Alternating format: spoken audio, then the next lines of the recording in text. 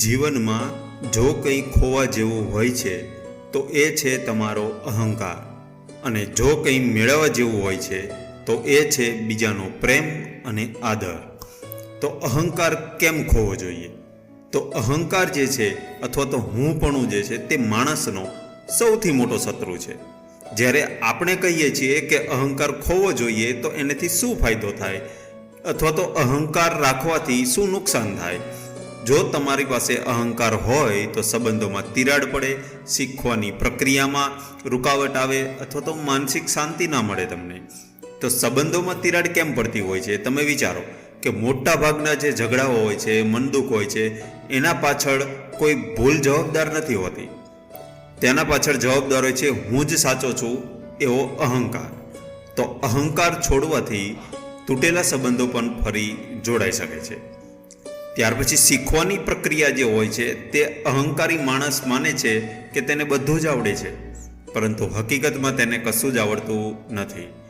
આથી આ અહંકાર જે છે તેના માટે પ્રગતિના દ્વાર બંધ થઈ જાય છે.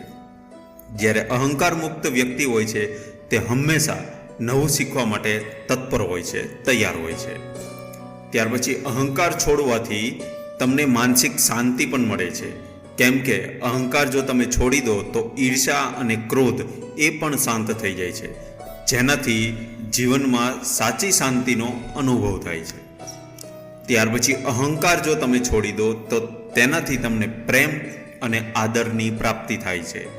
જીવનના અંતે માણસ પાસે કેટલું ધન છે એના કરતાં આપણને કેટલા લોકો યાદ કરે છે તેનું મહત્ત્વ વધારે હોય છે. તો પ્રેમ એક એવી વસ્તુ છે કે જે આપવાથી વધે છે.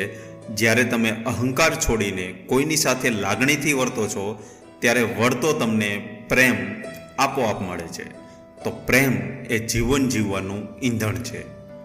આદર જે હોય છે તે આદર ક્યારેય માંગીને મળતો નથી, તેને કમાવવો પડે છે. તમારા સંસ્કાર, તમારી નમ્રતા અને તમારી બીજા પ્રત્યેની સેવા ભાવના તમને સમાજમાં આદર અપાવે છે.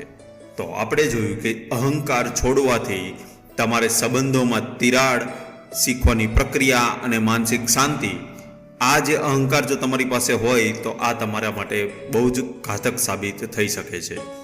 અને જો અહંકાર મુક્ત વ્યક્તિ તમે બની જાઓ તો તમને બદલામાં પ્રેમ મળે, આદર મળે, રિસ્પેક્ટ મળે, તમારી સમાજમાં નામના થાય. તો આજનો આ જે સુવિચાર છે એમાંથી આપણે શીખવા જેવી આપણે આ વાત કરી, તો તેનું અમલીકરણ કેવી રીતે કરવું. તો ક્યારેય કોઈને તમારાથી ઉતરતા ન સમજો, એટલે કે ક્યારેય તમે તમારાથી નીચલા માણસ કોઈને પણ ન સમજો. ભૂલ થાય ત્યારે હંમેશા સોરી કહેતા અચકાવવું નહીં. બીજાની સફળતામાં હંમેશા રાજી થવું.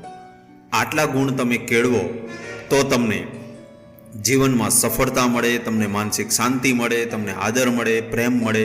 આ બધી જ વસ્તુ તમને એક આ નાનકડા સુવિચારથી તમને શીખવા મળે છે. તો સુવિચાર આપણે ફરીથી જોઈએ કે જીવનમાં જો કાંઈ ખોવા જેવું હોય છે તો એ છે તમારો અહંકાર, અને જો કંઈ મેળવવા જેવું હોય છે તો એ છે બીજાનો પ્રેમ અને આદર. તો આ સુવિચાર છે. આ સુવિચારને અહીંયા સુધી સાંભળ્યો તે બદલ આપનો ખૂબ ખૂબ ધન્યવાદ.